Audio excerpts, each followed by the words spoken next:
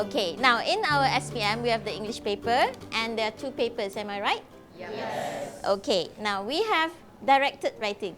Which paper is that in? 1 or 2? 1. Right, Shukrina, what is the total score for directed writing in the paper?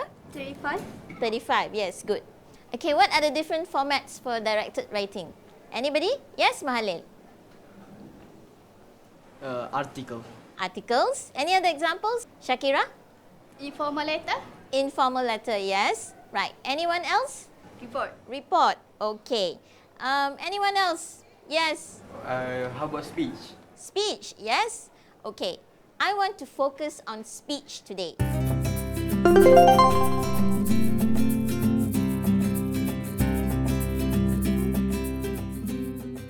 This is my best class in Form 5 actually. I teach 4 classes and they are of high level English proficiency. They are very active and participate in all my lessons, right? They have a high level of interest in English, so I hope that all of them will do well. Lokman, Hakim, Jani, Yes, teacher. what must you have in a speech? Introduction. Introduction. Yes, Dawis, you have something to say? Maybe it's greetings. Yes, greetings. Right. Yes, Hakim, you have something to say? How would you greet your audience? Hello. Hello? Yes? Putri Suraya, you have something to say? Hello is inappropriate Hello is inappropriate, right? Why do you say that it is inappropriate? because it's informal. It's informal. So, what do you say when you greet your audience in a speech? Anyone? Good morning. Good morning, right. That's what you say in a speech because it's formal. You say hello, it's like just having a normal conversation, right? Speeches and talks address crowds on a particular topic, right? And a speech is formal. That's why when Hakim said hello, Putri said that it was inappropriate. So we cannot use hello, and Ifa said we use good morning. That is what you say in an assembly, maybe during school assembly. If we have the principal and the teachers and the students, who comes first? Principal, right, okay. Now, in the format of the speech, the first thing that you do is you greet your audience. Greet the important people first. Good morning to the principal, senior assistants, teachers and students, right? Then the general public. Express your gratitude for being given the opportunity to speak. Lokman, if you are given the opportunity to speak during assembly, what would you say to show your gratitude? I would say something like, thank you for granting me or allowing me the chance to speak to you all. Okay, good. Thank you for granting me the opportunity to speak to you all, right? And then you have to introduce the topic of your speech. Can any of you give me examples of topics that we can use for our speech? Yes, Adani? This morning, I would like to talk about on how to be a successful student. How to be a successful student. Okay, I want topics. Anyone can give me topics of a speech? Yes? How to be a smart consumer. How to be a smart consumer. So we have introduced the topic, state what you're going to talk about.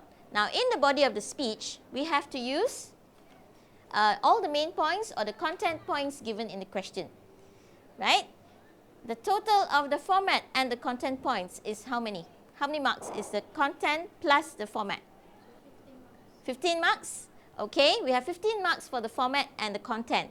Now, we cannot just state the content without elaborating, right? You have to give examples. So you elaborate on the points and give examples in your speech.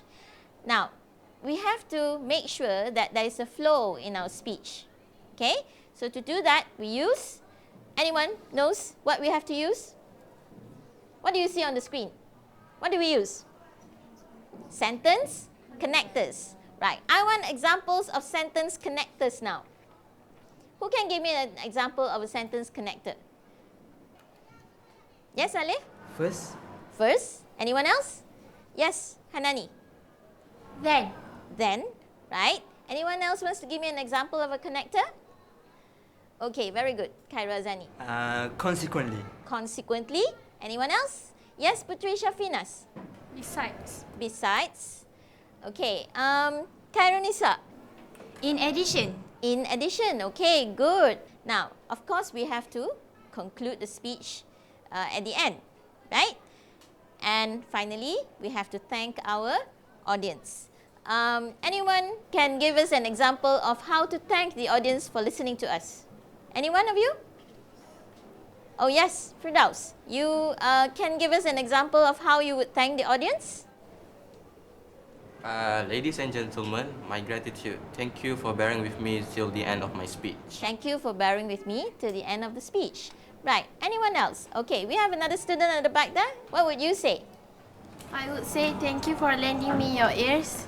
Right, thank you for lending me your ears. Okay, very good. I don't think that teachers should use the chalk and talk method because that is very traditional and students today are not interested in that kind of thing because I think they are IT savvy. They do a lot of serving the internet. Yeah, most of them have a lot of knowledge. So we have to make them use the higher order thinking skills. So we should use different strategies to carry out our lessons so that they will be interested. To improve the standard of English, we have to come up with different ways to teach these students, not just give them the rules and ask them to just do exercises. That is also important, but to make sure that they improve and are involved in the lesson, we should come up with different strategies. I want to give you some general tips on what you have to pay attention to during the speech. Okay, when you're writing a speech, you have to use the simple present tense. When I'm talking to you now, am I using the present tense or the past tense? Present tense, of course. Okay, then you, if possible, use short sentences because the longer sentences you write, the more mistakes you make. Okay, so you explain in detail what you want to say, but try to use short sentences, right? And then avoid flowery language. We use lots of adjectives and flowery language in our continuous writing, not in directed writing. Okay? Maybe we can put in some idioms or proverbs. If we are talking about how to live a healthy lifestyle, we can say health is wealth. If we're talking about examinations, your examination is just around the corner. So you should do your revision. Right, class? Yes. Okay. And finally, before you end your speech, that's in writing, you can check for grammatical mistakes, spelling errors, as well as punctuation errors, because all this will help you in getting better marks for language. All right? In this part of the lesson, I went through the different parts by using the PowerPoint presentation. Okay, so students had a chance to see what was on the screen in the introduction, what they have to do, what they have to say. I gave them tips on what they have to do in the presentation, where they will have to use simple present tense, don't use long sentences, the different grammatical items that we have to concentrate on in a speech. What are the different sentence connectors that they can use to show cohesion and cohesiveness in their writing? This is what we're going to do today, the task for today. All right? Anybody would like to read the question for us? Yes, Lokman. Loud and clear, please. You recently won the Best Student Award in your school. You have been asked to give a talk during assembly to share tips with the other students on what they need to do, so that they too can become successful students. Use the following notes to write your speech. Okay, so the topic of the speech that you have to write in groups today is how to be a successful student. Now, these are the points given for the content, right? Now, remember I said that format and content makes up a total of 15 marks. Okay, Amira, how many content points do I have on the screen? 10 points. 10 points. Yes, 10 points is given on the screen now, but there should be a total of 12, right? All right, I've distributed the handouts to you with the question. The task that you have to carry out is to write the different paragraphs, right? Now, I'm going to distribute mahjong paper and markers first. Okay, take one.